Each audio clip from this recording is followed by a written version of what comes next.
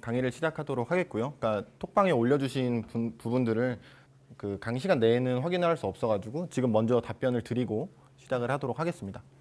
그 스파이더 관련해가지고 문의 주셨는데 제 개인적으로는 스파이더 환경을 잘 쓰지를 않아서 어떤 원인으로 발생하는 건지는 잘 모르겠어요. 그런데 로컬에서 실행을 하거나 캐글 커널에서 실행을 했을 때 문제가 되지 않는 경우에 해결할 수 있는 방법을 하나 말씀드리고자 하는데요. 먼저 이 포리엄이라는 라이브러리에 대해서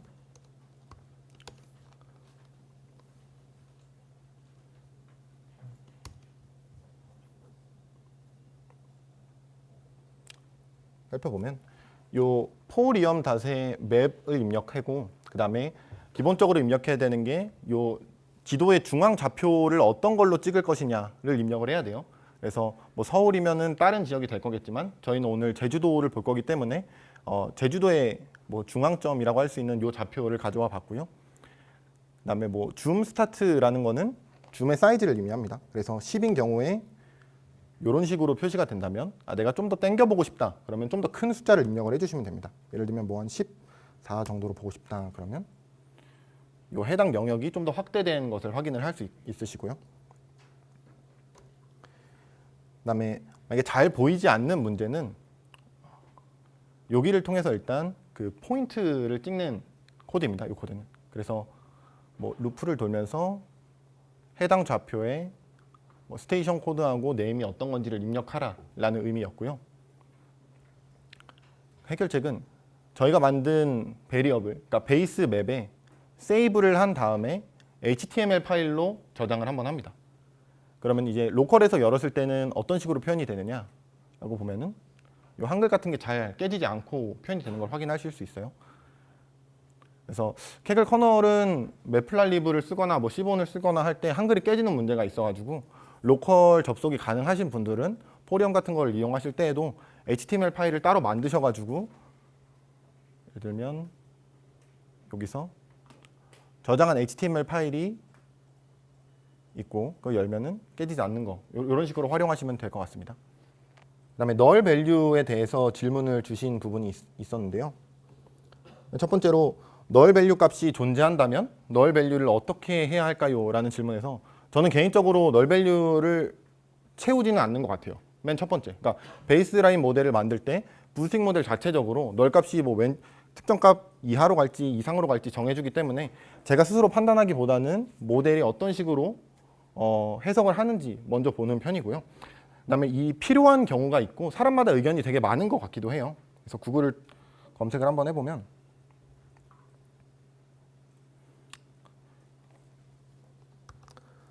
뭐 미싱 밸류를 보관해야 되는가 뭐 아니면 그냥 대체해야 되는가 이런 글들이 되게 많은데요. 어떤 경우에는 뭐 선형 모델을 써가지고 그 값을 대체하는 게 잘 나오기도 하고 특정 규칙이 있는 경우가 있을 수 있어요. 예를 들면 null value 같은 경우에 실제 저희 데이터에 그러진 않지만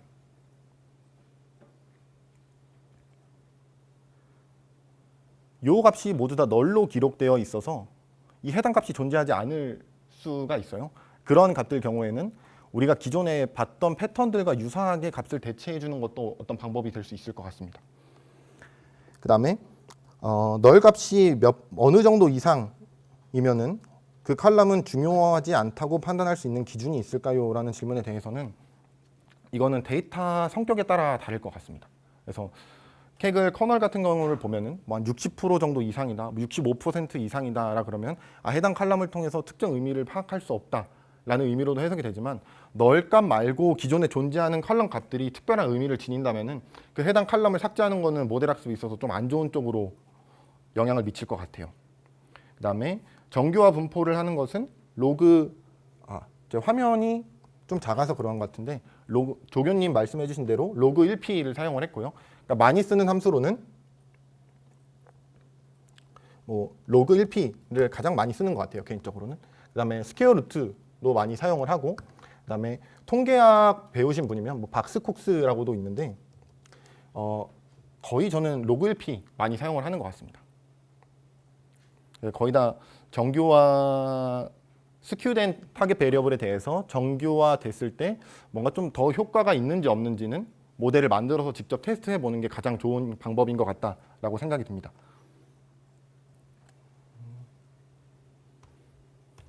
네, 그러면 이제 다음으로 넘어가 보도록 하겠습니다. 이제 밸리데이션 방법들을 몇 가지 살펴볼 건데요. 캐글 그랜드마스터들이 어떤 대회에 참가하거나 아니면 실무를 한다고 했을 때 가장 먼저 생각하는 게 이 밸리데이션 전략이라 그래요. 그러니까 왜 그러냐면 우리가 뭐 고등학교 3학년 이 아직 발생하지 않은 수능이라는 시험과 최대한 유사한 환경에서 이루어지는 6월 모의고사와 9월 모의고사 점수를 바탕으로 내가 아직 일어나진 않았지만 수능에서 어느 정도 점수를 받을 것이다 라는 것을 확인을 할 수 있거든요.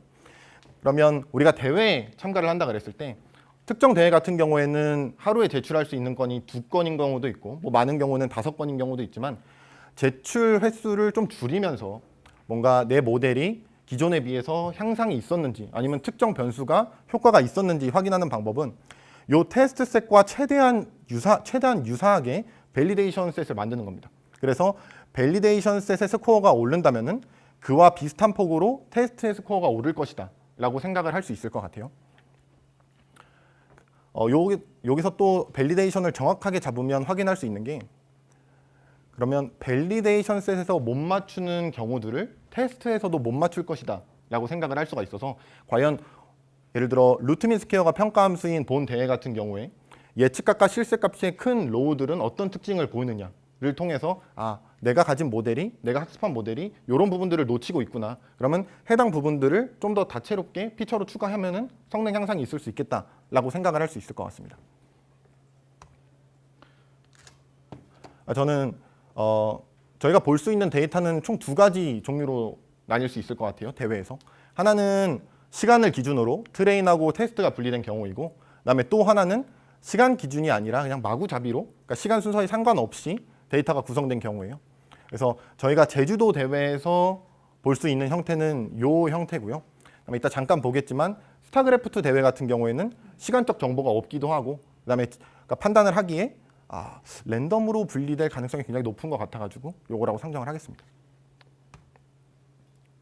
먼저 랜덤하게 데이터가 분리됐을 때 밸리데이션 방법을 어떤 거를 쓰면 좋을까라는 점에서 저는 크게 여기 뒷장의 슬라이드에 나올 요 K-폴드, 그 다음에 Stratified K-폴드, 그 다음에 그룹 K-폴드 요 3가지 중에 하나를 많이 쓰는 편이에요. 근데 각각의 상황이 어떤 식으로 폴드를 나누는가를 말씀드려 보도록 할게요. 그러니까 먼저 샘플로 사용할 데이터셋은 요거와 같습니다. 총 제가 임의로 만든 데이터셋이고요. 그러니까 1000개의 로우가 있습니다. 레이블은 0하고 1로만 구성이 되어 있는데 0이 약 900건 있고 0이 900건 있고 1이 100건 있는 굉장히 좀 현실에서 많이 볼 수 있는 불균형한 데이터입니다. 그다음에 먼스 같은 경우에는 우리가 만약에 뭐 특정 그룹을 가지고 특정 그룹에 대한 뭐 칼럼이 있다라고 생각을 했을 때 0부터 9까지 총 10개 항목에 대해서 각각 100개씩 동일하게 비율을 가지고 있는 분포를 가지고 있습니다. 그러니까 만약에 K-폴드로 요 밸리데이션 전략을 구현을 한다면 어떻게 될까를 요거를 통해서 나타내 봤는데요.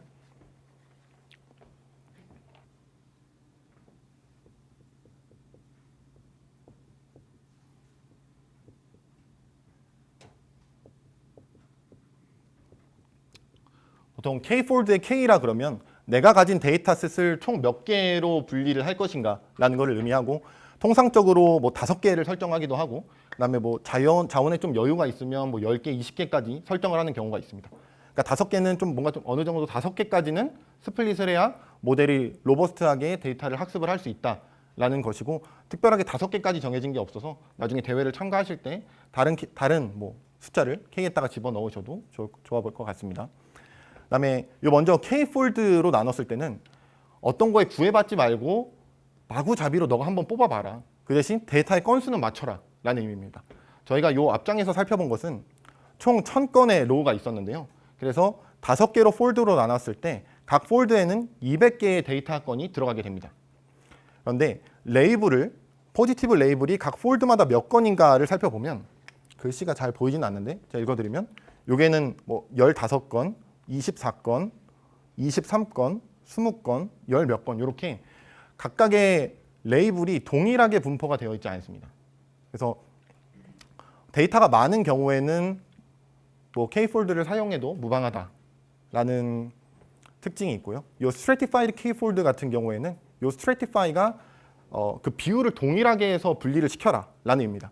그래서 이 줄을 보더라도 특정 수를 기점으로 각 폴드마다 포지티브한 레이블이 동일한 수로 분포가 되어 있는 것을 확인하실 수 있습니다. 그러니까 보통 임밸런스 데이터 같은 경우에는 이 Stratified K폴드를 많이 사용하는 편인 것 같고요. 성능에 큰 차이가 없다 그러면은 저는 보통 모델을 뭐 한 10개 만든다 그러면 5개는 K폴드를 사용하고 그다음에 나머지 5개는 Stratified K폴드를 사용해가지고 뭔가 좀 다양성을 확보하는 식으로 작업을 진행을 하는 편입니다. 네, 마지막은 그룹 K폴드인데요. 그룹 K폴드를 살펴볼 컬럼은 여기 months라는 컬럼입니다. 만약에 그룹 K폴드라는 컬럼은 파라미터로 설정을 하는 게 그룹을 어떤 걸로 설정을 할 것이냐라는 게 있습니다. 만약에 해당 인자에다가 months라는 거를 입력하면은 우리가 갖고 있던 데이터 중에 뭐 임의로 2개의 months만 뽑혀서 4월하고 9월에는 첫 번째 폴드로, 그다음에 3월과 8월에는 두 번째 폴드로, 그다음에 뭐 시작월과 5번째 달은 마지막 폴드로 이런 식으로 사용할 수 있어가지고 해당 방법이 유용하다라고 생각하는 경우에는 다음과 같이 밸리데이션 방법을 구성하는 것도 좋을 것 같습니다. 본 대회에서 제가 실험했던 것 중에 하나는 트레인셋이 9월의 데이터다 보니까 과연 위크 단위로 폴드를 4개로 나눠서 첫 번째 위크는 폴드 1에, 두 번째 위크는 폴드 2에, 세 번째 위크는 폴드 3에로 학습을 진행했을지 리더보드 스코어가 나의 크로스 밸리데이션 스코어와 어떤 차이가 있는지 한번 살펴봤는데요. 요거를 통해서 살펴봤을 때 그룹 K 폴드는 좋지 않았었습니다. 그래서 이런 거를 좀 하나하나씩 실험을 통해서 파악을 하셔가지고 대회마다 이 대회는 K 폴드가 좋다, 이 대회는 Stratified K 폴드가 좋다, 이 대회는 그룹 K 폴드가 좋다는 실험을 통해서 확인을 하시는 게 좋을 것 같습니다. 그다음에 어떤 밸리데이션 방법이 효과가 있느냐는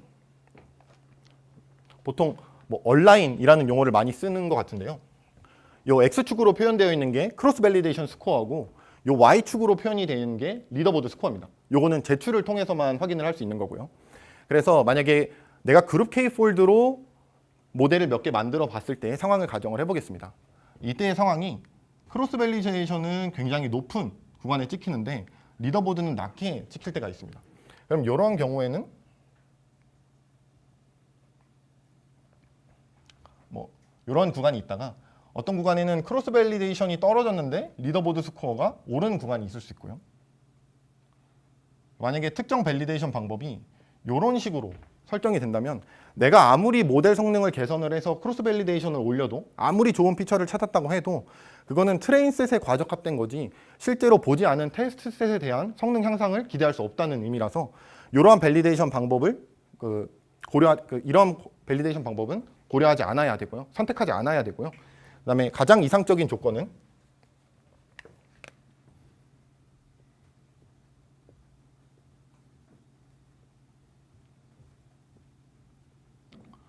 요 Y는 X축과 동일한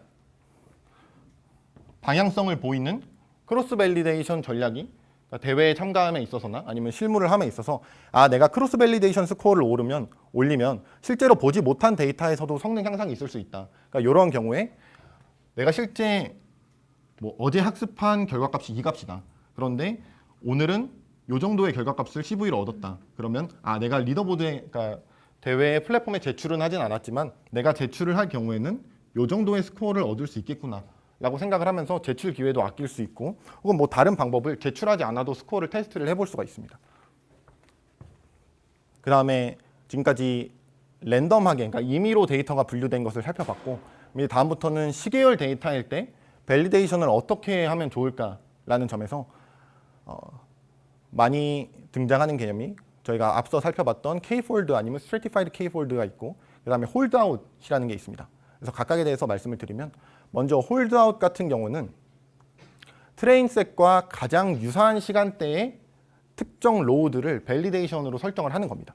그래서 만약에 우리가 실제로 요 테스트 기간에 10월 1일부터 10월 16일 동안에 어떤 식으로 분포가 될지는 장담할 수 없지만 만약에 요 부분과 비슷한 분포를 보인다면 홀드아웃 셋을 요만큼 설정을 하고 해당 밸리데이션 셋에 대해서 뭐 하이퍼 파라미터 튜닝을 하고 피처를 만들어서 스코어를 올리는 방식이 가장 효과적일 수가 있을 것 같고요. 하지만 실제로 우리는 요 데이터가 이렇게 이루어질지 아니면 뭐 지금 코로나 때문에 기존과 다른 패턴을 보이는 상황이 있을 수가 있어가지고 저는 대부분의 경우에는 홀드아웃은 사용하지 않는 것 같아요. 그래서 데이터가 충분히 많거나 기존과 동일한 모습을 보이는 데이터 같은 경우에는 K폴드, 스트래티파이드 K폴드를 사용을 할 거고요.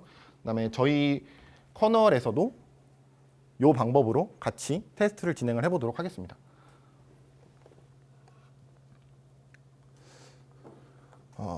제가 모델의 테스트를 하는 방법은 크게 두 가지가 있는데요. 그러니까 첫 번째는 트레인을 있는 그대로 사용을 하는 것이고, 두 번째는 트레인 내에서 일부 데이터를 로컬 트레인이라고 설정을 하고 일부 셋을 로컬 테스트라고 설정을 합니다.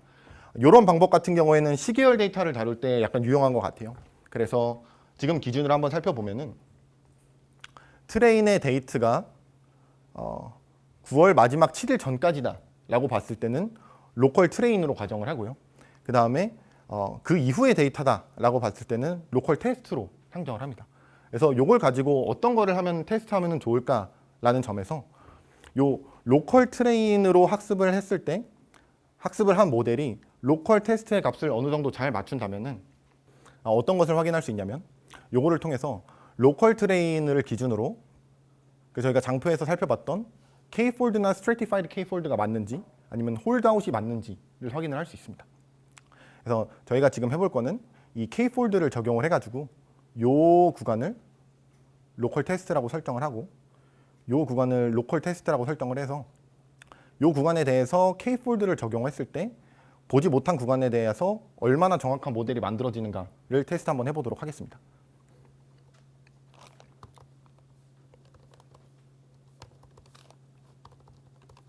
그래서 만들어진 데이터를 같이 한번 살펴보면요.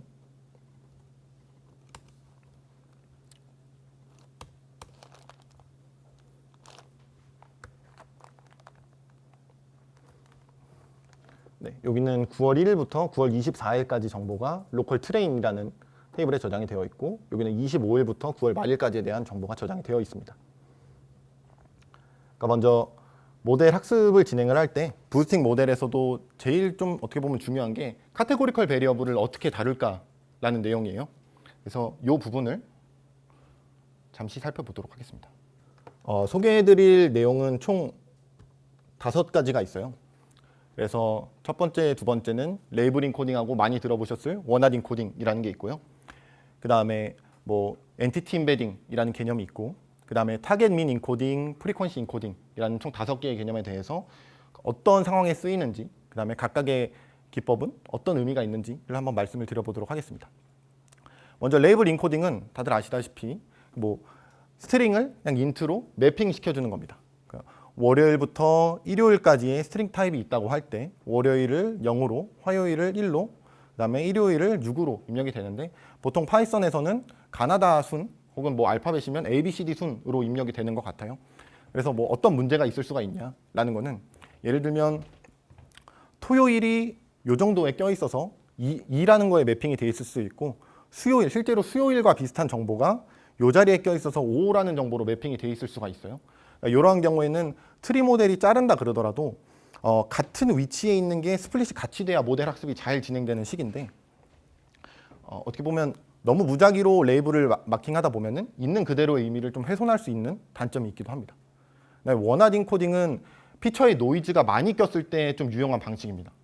어떤 방식이냐면 뭐 월요일 같은 경우에는 첫 번째만 불을 켜고 나머지는 다 0으로 마킹을 하고 그다음에 화요일은 두 번째만 불을 켜고 나머지는 마핑을 하고 그래서 이러한 경우에는 특정 과거 한 2년 전에 케글의 포르투라는 대회가 있었는데요. 그러니까 보험 데이터다 보니까 고객이 설문조사에 좀 이상하게 응대를 하거나 장난스럽게 응대를 한 경우가 많았어요. 그러니까 해당 칼럼들 같은 경우에는 노이즈다라고 판단을 했는데 케글 마스터들이 그랜드 마스터를 접근을 하기에는 이러한 노이즈가 많이 낀 칼럼들에는 레이블 인코딩으로 접근을 하는 것보다 원핫 인코딩을 적용을 해가지고 해당 노이즈를 최소화하는 방식으로 모델 학습을 진행을 해야 된다라고 했습니다. 그다음에 이 개념은 뉴럴 네트워크 모델을 정형 데이터로 만들 때 주로 많이 쓰는 개념인데요. NLP를 공부해 보셨던 분들은 뭐 워드 임베딩이라는 단어에 대해서 들어보셨을 거예요. 그래서 각각의 단어를 벡터로 표현한다라는 의미인데요. 여기서도 요일 데이터를 한번 예로 가져볼게요. 그러니까 월요일이라는 요일부터 일요일까지 있는데 각각의 카테고리컬 밸류를 뎁스가 3인, 그러니까 길이가 3인 벡터로 만드는 것입니다. 그래서 그 뭐 케라스 라이브러리를 쓰면은 임베딩 레이어로 설정을 할 수 있고요. 실제로 만약에 어떤 식으로 나오냐면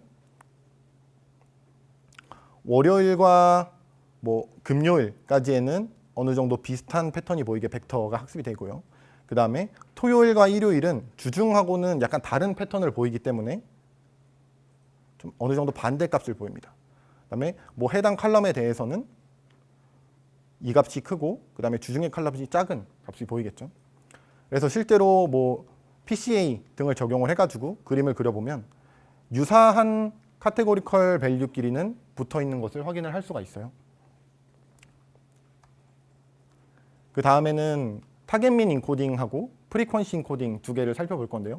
타겟민 인코딩 같은 경우에는 해당 카테고리 값이 지니는 평균적인 값을 대입시켜 주는 겁니다. 예를 들면 여기 월요일 같은 경우에 하나, 둘, 세 개가 등장하는데 월요일이란 값은 실제로 모델 학습 시에 10과 18, 14의 평균값인 14로 들어가는 형식입니다. 그래가지고 요 타겟 민 인코딩 같은 경우에는 평균적인 추세를 잡을 수 있다는 점에서 유용을 하고요. 그다음에 특정 경우에는 레이블 인코딩이나 원핫 인코딩, 그러니까 보통 경우에 레이블 인코딩이나 원핫 인코딩 중에 하나를 선택을 하고 그다음에 타겟 민 인코딩 같은 경우에는 효과가 있는지 없는지 그러니까 테스트해보는 식으로 실험을 합니다. 그 다음에는 프리퀀시 인코딩이 있는데요. 요거는 빈도수를 나타냅니다. 그래서 월요일이 3번 등장했으면 월요일이란 값은 3으로 매핑이 되고 그다음에 화요일이 2번 등장했으면 2라는 값으로 매핑이 되는 식이에요. 그러니까 요게 저희 제주도 데이터에 어떤 식으로 활용이 될 수 있을까라고 생각을 해보면 저희가 아까 살펴봤던 내용 중에 특정 칼럼이 기록되는 논리는 6시부터 12시까지의 승차나 하차 기록이 적어도 한 건 존재하는 경우 로우가 생성이 된다라는 것을 확인을 했는데요. 그러면은 로우가 많이 생성됐다는 것은 해당 버스 노선하고 버스 코드, 버스 네임이 많이 나왔다는 뜻이라서 카테고리컬 컬럼 3개에 대해서 프리퀀시 인코딩을 하면은 좀 더 사람들이 자주 많이 타는 버스 노선, 버스 정류장에 대해서 추가적인 정보를 제공할 수 있겠다라는 생각을 합니다. 그래서 실제로 프리퀀시 인코딩을 한 컬럼을 만들어주고 모델 학습을 진행을 하면은 좀 더 스코어가 올라가는 것을 확인하실 수 있을 겁니다. 다음은 저희 아까 로컬 테스트, 로컬 트레인 했던 부분으로 넘어가도록 하겠습니다. 먼저 저는 간단하게 모델을 만들 때는 그냥 레이블 인코딩을 사용을 해요. 그래서 본 테이블에서 레이블 인코딩을 적용해야 되는 컬럼은 여기 문자열로 표현되어 있는 시내인가 시외버스인가 인아웃 컬럼이 있을 것 같고 그 다음에 스테이션 코드라는 컬럼이 있고 그 다음에 정류장 이름을 의미하는 스테이션 네임이라는 3개의 컬럼에 대해서 레이블 인코딩을 적용을 합니다. 그래서 이 적용하는 방식을 한번 코드로 같이 해보도록 할게요. 먼저 레이블 인코딩은 사이클런의 프리프로세싱 이라는 곳에 위치해 있습니다. 그래서 먼저 임포트를 한 다음에 보통 LBL이라는 거를 레이블 인코딩을 통해서 받고요. 받은 다음에는 요 cat calls라는 부분에 내가 변형시키고 싶은 인코딩 시키고 싶은 카테고리컬 컬럼들을 설정을 합니다. 설정을 한 다음에는 for 루프를 돌리는데요.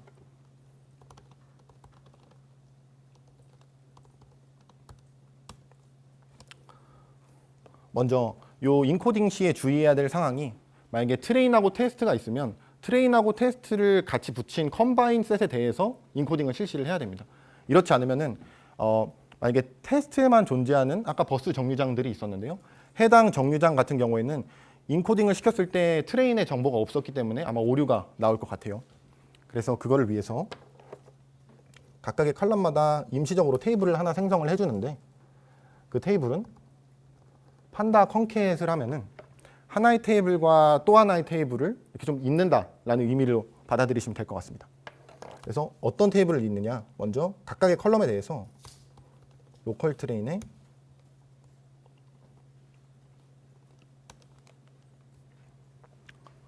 버스 루트 아이디를 먼저 보면은 이렇게 하면은 시리즈 타입이 되고요.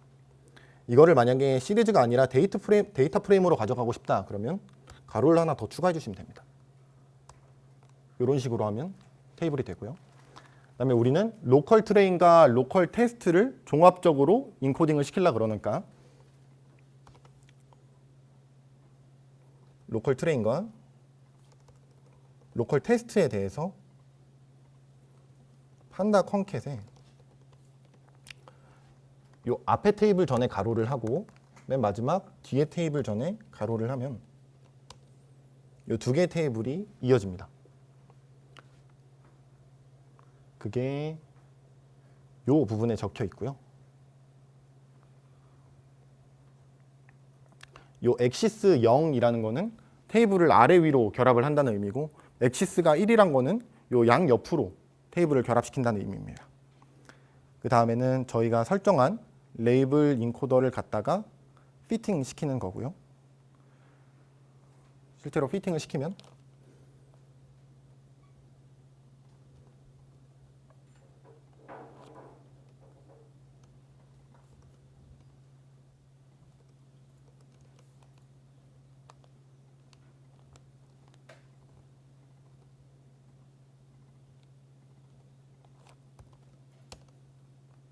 뭐 이런 식으로 나오는데요. 이때 뭐 레이블 인코더가 어떤 식으로 매핑이 됐는지 확인을 하고 싶다라는 경우에는 LBL을 치신 다음에 클래시스를 하면은 여기에 있는 값들이 하나하나씩 나옵니다.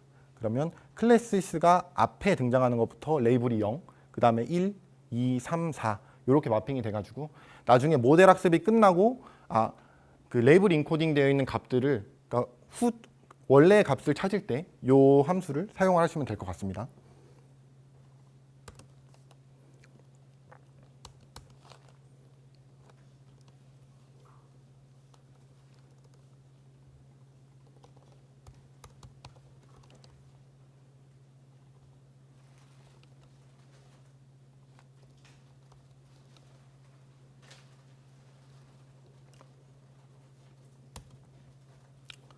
이렇게 해서 모든 컬럼에 대해서 이제 레이블 인코딩을 적용을 하는 거고요. 여기 있는 TQDM 노트북이라는 것은 내가 돌리고 있는 for 루프가 몇 단계까지 진행을 하였는가를 확인할 때 굉장히 편리해요. 그래서 저희가 뭐 나중에 폴드 단위로 학습을 할 거지만 모델 학습이 너무 오래 걸리는 경우 돌아가는 표시만 있고 도대체 어디까지 진행이 됐는지 모르는 경우가 많은데 그러한 경우에는 쉽게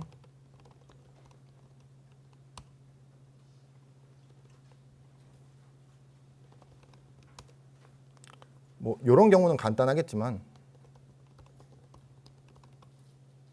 이런 식으로 TQDM 노트북만 앞에다 붙여주시면 총 몇 분 정도 걸렸고 나중에라도 얼마나 뭐 작업이 진행 중이고를 알 수 있습니다. 라이브러리를 임포트하는 거는 TQDM이라는 라이브러리에서 TQDM 노트북 이렇게 치시면 됩니다. 만약에 커널을 하시다가 해당 셀이 필요가 없다, 지우고 싶다 그러실 때는 X 버튼 간단하게 누르면 지워지고요. 그다음에 좀 잘못 눌렀다, 다시 복구하고 싶다 그러면 Z 버튼 누르면 해당 셀이 복구가 됩니다. 요거는 콜앱에서나 아니면 로컬에서 주피터 노트북 열으셨을 때 똑같이 되니까요. 네, 필요하실 때 사용하시면 좋을 것 같습니다. 그다음에 특정 문자열을 바꾸고 싶은 경우가 있을 것 같아요. 그러니까 예를 들면 로컬 트레인이라는 단어가 있었는데 내가 막 복사 붙여넣기를 하다가 요 트레인이란 부분을 테스트로 바꾸고 싶은 경우가 있어요. 요 부분에서는 셀을 클릭하고 F를 클릭을 하면은 어떤 문자열을 어떤 문자열로 바꿀 수 있는 기능이 있습니다. 그래서 실제로 나중에 뭐 복사할 일이 있는데 특정 문자열만 바꾸고 싶다 그러면 요 기능을 사용하시면 좋을 것 같습니다.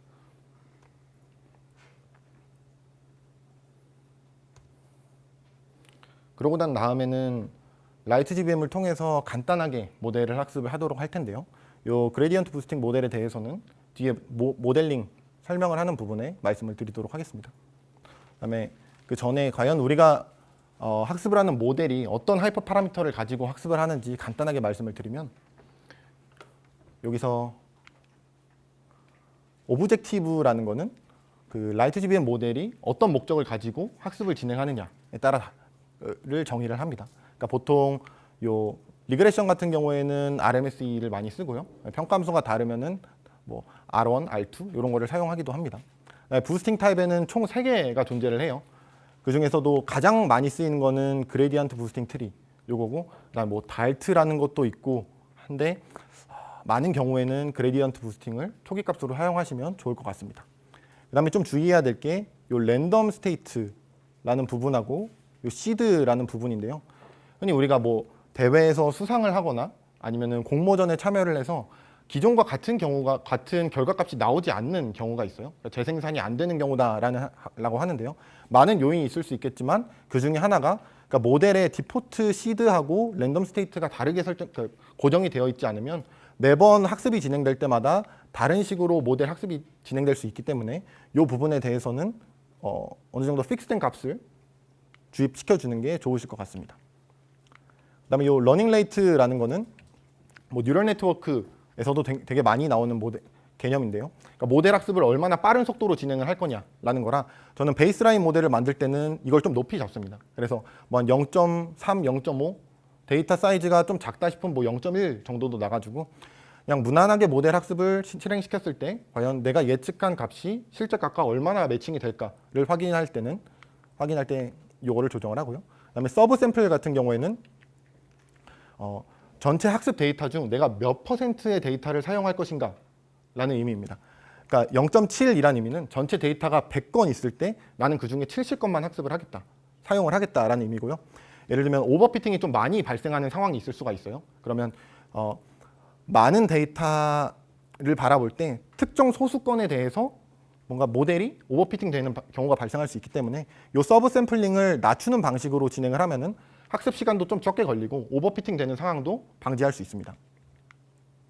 그다음에 요거 같은 경우에는 홀 샘플 바이 트리 같은 경우에는 해당 그러니까 여러 개의 칼럼이 있는데 그 칼럼 중 총 몇 %를 사용할 것인가라는 거고, 보통 뭐 0.78 정도 놓기도 하고 칼럼의 개수가 나중에 분석을 하시다 보면 뭐 1000개, 2000개 되는 경우가 있을 수 있어요. 그 부분은 뭐 과감하게 한 0.3, 0.2로 놓으셔도 좋은 경우가 많습니다. 요 얼리 스타핑 같은 경우에는 모델 학습을 진행을 하면서 트레인셋의 로스는 지속적으로 감소를 하지만 밸리데이션의 로스가 하락하지 않은 경우에 대해서는 요 50 이터레이션이 넘었을 때 학습을 중지하도록 한다 라고 이해하시면 될 것 같아요. 만약에 요 얼리 스타핑 라운드가 없으면은 트레인의 로스가 계속 감소하고 밸리데이션의 로스가 증가하더라도 학습이 계속 진행되어서 오버피팅이 발생할 가능성이 굉장히 높습니다. 그다음에 여기에 레그 람다하고 레그 알파 같은 경우에는 레귤라이제이션, 그러니까 정규화 부분과 관련되어 있는 부분인데요. 그래서 내가 내 모델에 대해서 얼마나 많이 오버피팅을 방지하고 싶으냐라고 생각을 하시면 될 것 같습니다. 그러니까 보통 2나 3 정도, 저는 1, 2, 2, 3 요 정도 많이 넣는데 이 데이터가 표본의 수가 그렇게 많은 것 같지가 않아가지고 오버피팅을 최대한 방지하고자 할 때는 이 값을 좀 높게 설정해 주시는 것도 좋습니다. 그래서 하이퍼 파라미터를 대충 이 정도 설정한다고 했을 때, 그러면 모델 학습에 도움이 되지 않는 혹은 모델 학습에 집어넣으면 안 되는 피처들을 제거를 해야 되는데요. 다시 한번 로컬 테스트라는 테이블을 보면은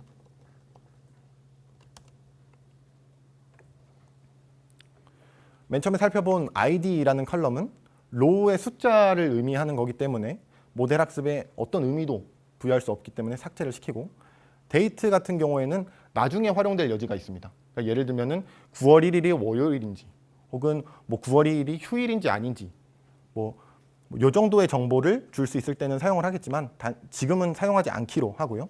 그 다음에 우리가 실제로 예측해야 되는 변수인 18시부터 20시까지의 요 값은 당연히 모델 학습에 사용을 하면 안 되는 것이겠죠. 그래서 해당 칼럼들은 사용하면 안 되는 것이다 라고 정의를 하고, 요 로컬 트레인 레이블에는 로컬 트레인의 정답값 집어넣습니다.